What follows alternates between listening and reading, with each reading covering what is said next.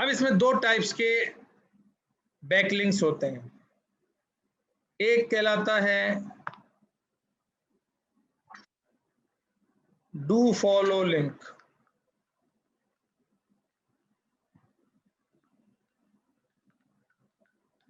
और एक कहलाता है नो फॉलो लिंक।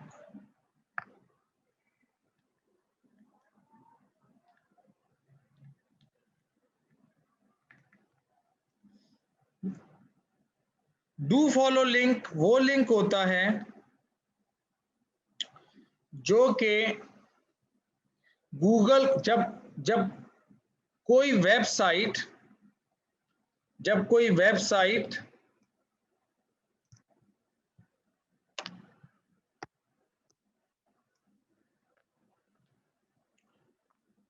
जब कोई भी वेबसाइट आपको लिंक दे रही है, ये दूसरी वेबसाइट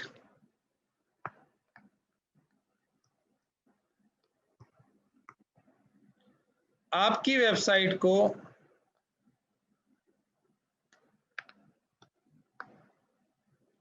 ये आपकी वेबसाइट है, योर वेबसाइट,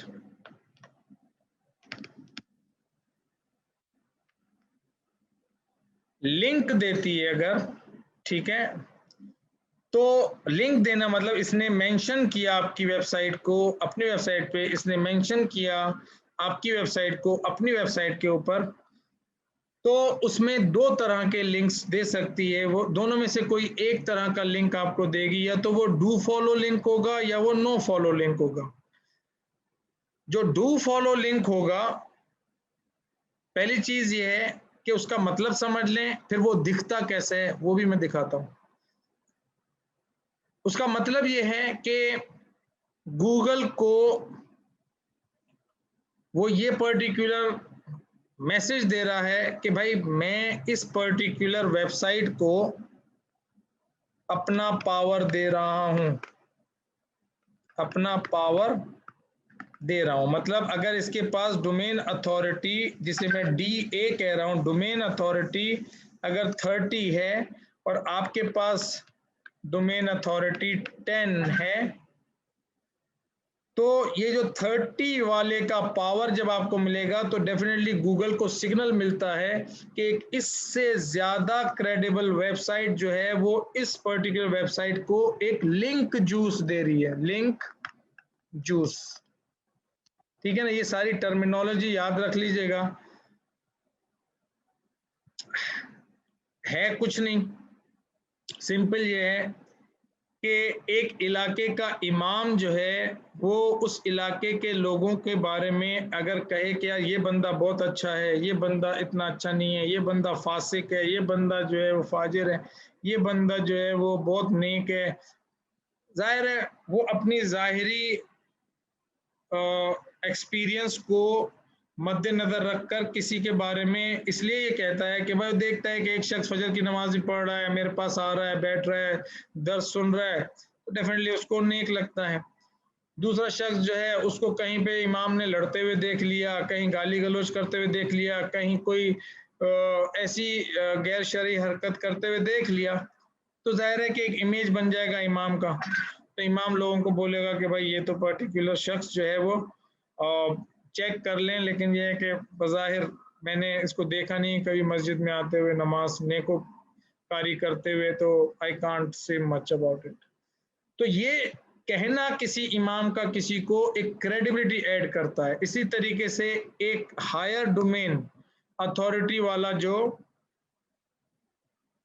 पावर है, वो जब नीचे वाली अथॉरिटी के वेबसाइट को रेफर करता है, रेफर कौन करता है? देखो, अगर ये पर्टिकुलर चीज किसी न किसी वेबसाइट को रेफर कर रही है, तो उसके अंदर अगर ये गलत अनरिलेटेड और उल्टी सीधी चीजों को रेफर करना शुरू कर देगी तो इसकी अपनी वेबसाइट स्पैमिंग में आ जाएगी। ठीक है ना, रूल है कि भाई ये जो वेबसाइट की तरफ से अगर ट्रैफिक आ रहा है, यहाँ पर इस वेबसाइट से अगर ट्रैफिक यहाँ पर आ रहा है, लेकिन ये ऐसी बातें बता रही है वेबसाइट इस वेबसाइट के बारे में जो कि मतलब मिसगाइडिंग है,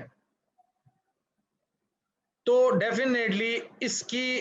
वेबसाइट गूगल के पास उसकी रैंकिंग कम होना शुरू हो जाएगी, और वो स्पैमिंग, जितना स्पैमिंग इसका स्पैमिंग स्कोर होता है, किसी भी वेबसाइट का जितना ज्यादा स्पैमिंग स्कोर होगा तो उसके हिसाब से ग्रेजुअली उसकी रैंकिंग जो है उस पर्टिकुलर वेबसाइट, उस पर्टिकुलर सर्च इंजन के अंदर कम होती जाएगी। तो गूगल जो है वो इस चीज को भी देखता है कि इसका स्पैमिंग स्कोर क्या है, और हम देखेंगे अभी टूल के अंदर देखेंगे कि हमें पता चल जाता है कि स्पैमिंग स्कोर क्या है। कॉन्सेप्चुअली समझ लें थोड़ा सा। और दूसरी पर्टिकुलर चीज ये है कि अगर तो मामला साफ सुथरा है, अच्छा है,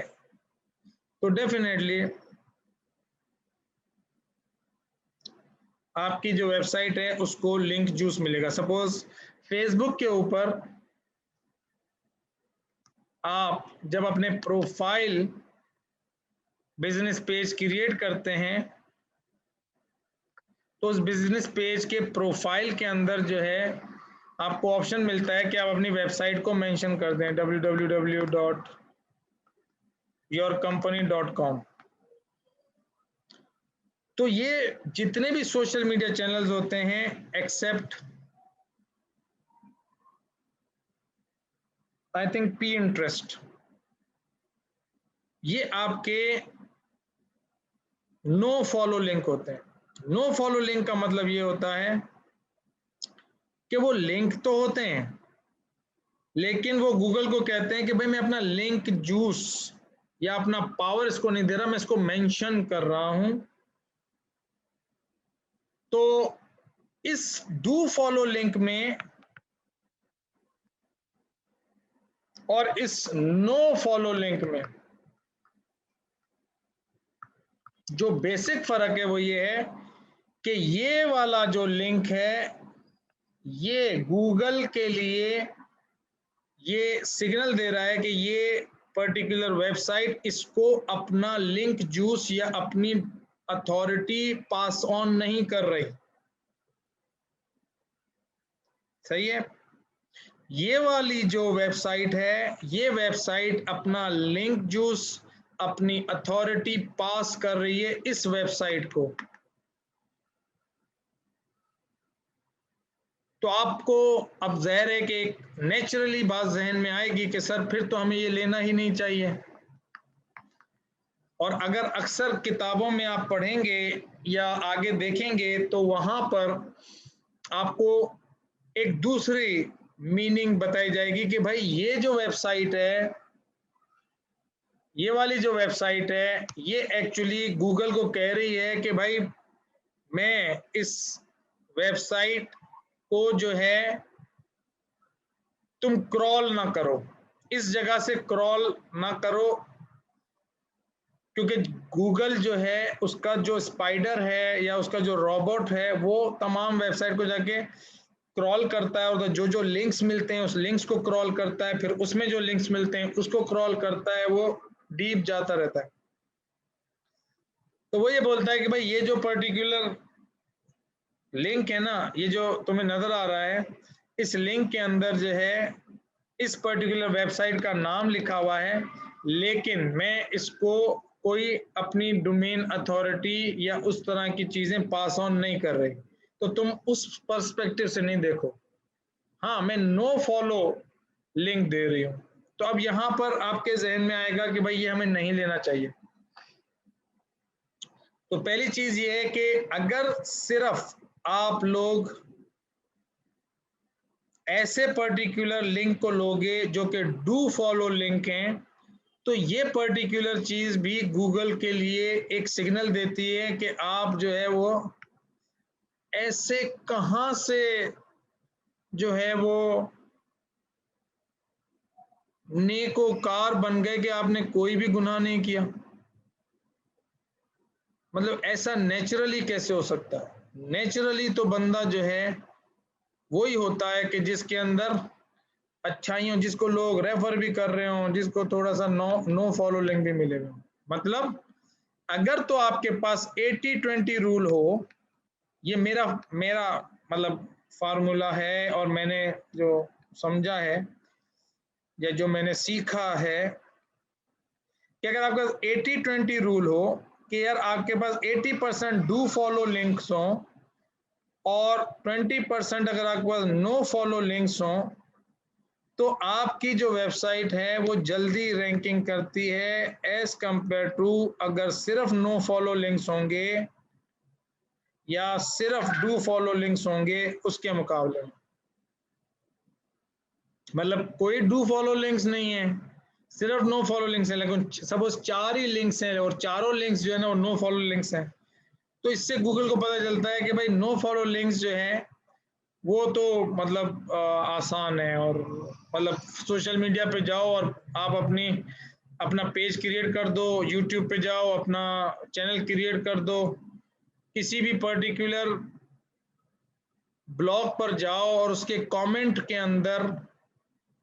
अपनी वेबसाइट का नाम मेंशन कर दो, तो जब उस पर्टिकुलर ब्लॉग को क्रॉल किया जाएगा तो वहां पे आपका नाम नजर आ जाएगा। तो उस पर्टिकुलर चीज को जो है वो गूगल समझता है कि भाई ये पहले बहुत जमाने में होता था, जिस मतलब कि उसमें ये होता था कि लोग जो है ना वो जो भी ब्लॉग के प्लेटफॉर्म हैं, कमेंट्स हैं, और जा जाकर जो है ना उसके ऊपर अपने लिंक्स जो है वो क्रिएट करते थे, लिंक्स मेंशन कर देते थे वेबसाइट्स के अंदर। ब्लॉग पे कमेंट होता है ना, ब्लॉग अगर आपने देखा होगा, नहीं देखा होगा तो देख लेना जाकर कभी, कि वो उसके नीचे जो है ना बाकायदा ऑप्शन होता है कि आप जाके उसके बारे में, ब्लॉग के बारे में आपको कैसा लगा, अच्छा लगा, बुरा लगा, तो वहां पे जाके आप कमेंट के अंदर लिख देते हैं कि भाई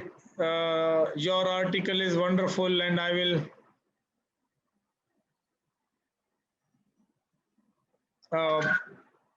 कोई भी तरीके से आप उसके अंदर अपनी बहाने से वेबसाइट का मतलब जिससे लगे कि हाँ यार ये एक सेंस कर रहा है कि I will write an article about you on my website, और वेबसाइट का नाम लिख दिया तो बस। अब वेबसाइट का नाम लिख दिया तो अब उस डोमेन की जो अथॉरिटी होगी, उस डोमेन की अथॉरिटी पे आपका लिंक आ गया, तो उसकी वजह से तो आपको लिंक जूस मिलना चाहिए। लेकिन अब क्या होता है कि ये जो वेबसाइट्स होती हैं या जो ब्लॉग की वेबसाइट्स होती हैं, जो पब्लिक डोमेन्स होते हैं, ये जो है वो आस्ते आस्ते इस पर्टिकुलर चीज को नो फॉलो लिंक में कन्वर्ट कर देते हैं या उसके अंदर फीचर्स ऐड करते हैं जिससे वो आपका जो लिंक आप क्रिएट करते हैं by default no follow link होता है, डू फॉलो लिंक नहीं होता। और बाज जगह लोग जो है वो इस चीज में कामयाब हो जाते हैं और वो बाय डिफॉल्ट उसके अंदर इस चीज का सिस्टम नहीं होता कि वो पर्टिकुलर चीज जो है वो आपको नो फॉलो लिंक में क्रिएट करे, वो by default do follow link में कन्वर्ट हो जाता है। लेकिन अगर रेलिवेंसी कम होती है तो दोनों तरफ से गूगल उसको स्पैमिंग के अंदर कन्वर्ट करता है या स्पैमिंग समझता है। क्योंकि पहले जो होता था, ये मैं आपको बता दूं, क्योंकि मुख्तलिफ लोग आपको मुख्तलिफ तरीके से बातें बताएंगे कि यार सिर्फ बस लिंक्स ही क्रिएट करो, लिंक्स ही क्रिएट करो। लिंक क्रिएट करना अच्छा है, लेकिन रेलिवेंसी और क्रेडिबल वेबसाइट का होना ज़रूरी है। अगर रेलिवेंसी नहीं है और क्रेडिबल नहीं है तो उसके हिसाब से फिर जैसे